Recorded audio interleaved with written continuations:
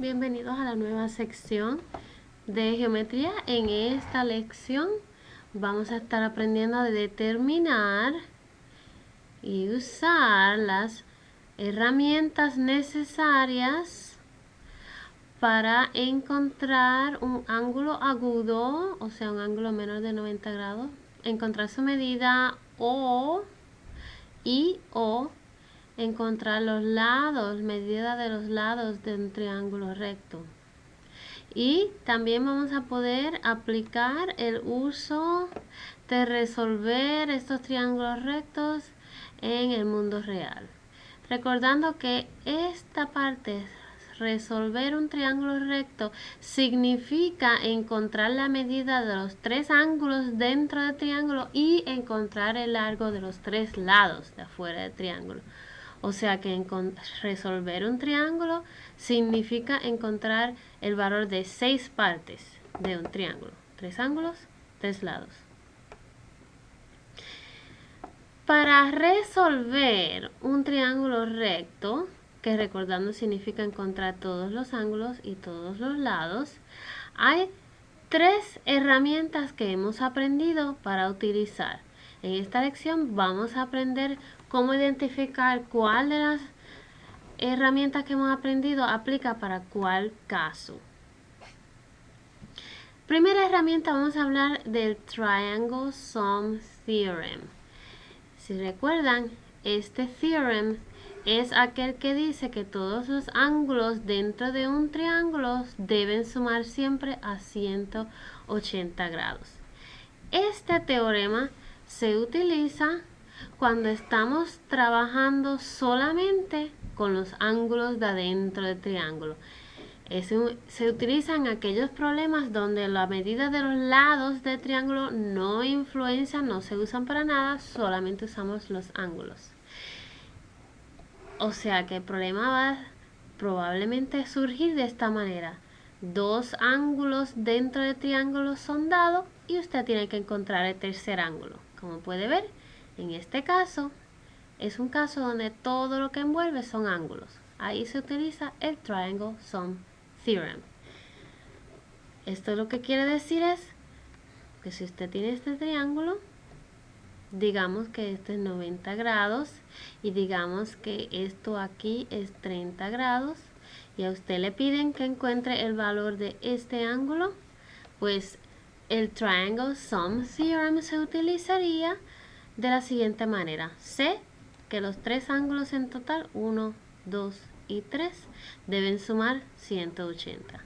Si a ese 180 les resto este ángulo que ya conozco, que son los 30, y también les resto este ángulo que ya conozco, que es 90, el resultado va a ser el ángulo que me falta, que en este caso sería 60 grados.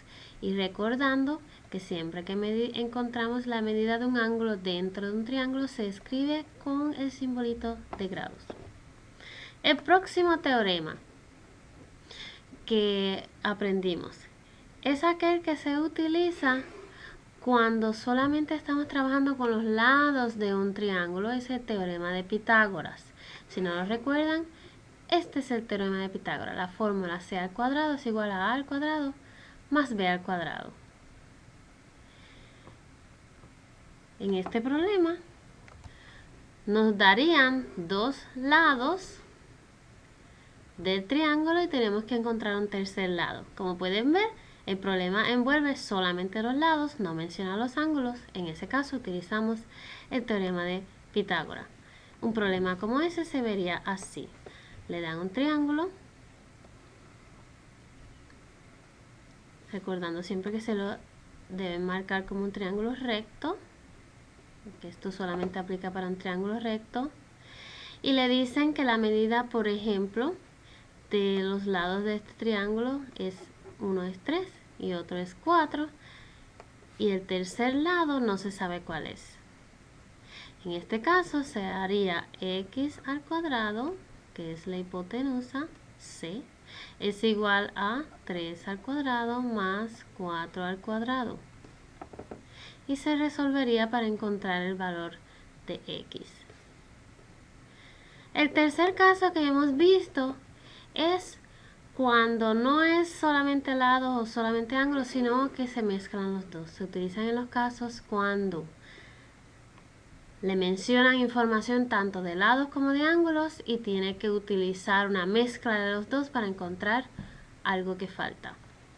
Por ejemplo, puede ser un caso en que le dan dos lados y le piden que encuentre uno de los ángulos. Aquí hay que mezclar lados y ángulos. Se tiene que usar SOHCAHTOA, Sine, Cosine, Tangent. Este tipo de problema se vería más o menos así. Le dan dos lados y le piden que encuentre un ángulo. También puede surgir el caso donde le dan un lado y un ángulo y le piden que encuentre el otro lado. De nuevo, es una mezcla de ángulos y lados. Hay que de nuevo encontrar utilizando SOHCAHTOA. Este tipo de problema se vería algo así. Vamos a ver unos ejemplos para ver cómo identificamos cuál de las tres herramientas que tenemos, 1, 2 y 3, aplica para cuál caso. En estos ejemplos, encuentre el lado que falta o el ángulo que falta en cada triángulo recto, dependiendo de qué es lo que le piden. Redondear a la primera posición decimal cuando sea necesario. En este primer caso vemos que la información que nos han dado es un lado, otro lado que tenemos que encontrar y otro lado. O sea que aquí con lo único que tenemos que trabajar son con los lados. Si recordamos en nuestra herramienta, cuando utilizamos solamente los lados, es el teorema de Pitágoras. Pues vamos a utilizarlo. Se identifica la hipotenusa como el lado C de la fórmula de Pitágoras. C al cuadrado es igual a al cuadrado más B al cuadrado.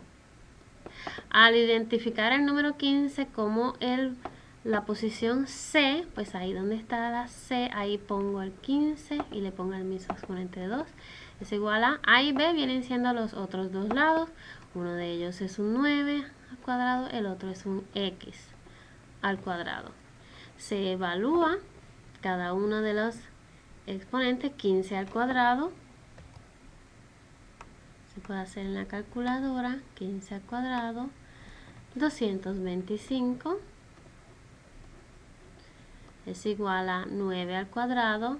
Si se cierra en la calculadora se puede verificar que es 81 más X al cuadrado. En este caso vemos que la X y un número que no tiene X están en el mismo lado de la ecuación, por lo tanto hay que despejar la X, dejarla sola, pues este 81 se tiene que restar de ambos lados para obtener 144. 225 menos 81, 144 es igual a X al cuadrado. Recuerden que cuando tienen un X al cuadrado, ese no es el paso final. Hay que eliminar este exponente de 2 sacando la raíz cuadrada en ambos lados. El exponente de 2 y el símbolo de raíz cuadrada se cancelan, queda solamente la X y raíz cuadrada de 144. Si no se la sabe de memoria, se puede hacer en la calculadora. Raíz cuadrada de 144 da 12. Por lo tanto, la medida de ese largo que falta aquí es 12. En el siguiente problema nos dan la medida de un lado, nos dan la medida de otro lado, pero ahora nos piden que encontremos un ángulo. En este caso estamos mezclando ángulos con lados y recordando las herramientas que teníamos. Cuando se mezclan los ángulos y los lados hay que utilizar SOHCAHTOA. Por lo tanto, vamos a escribir en nuestro problema nuestra referencia SOHCAHTOA.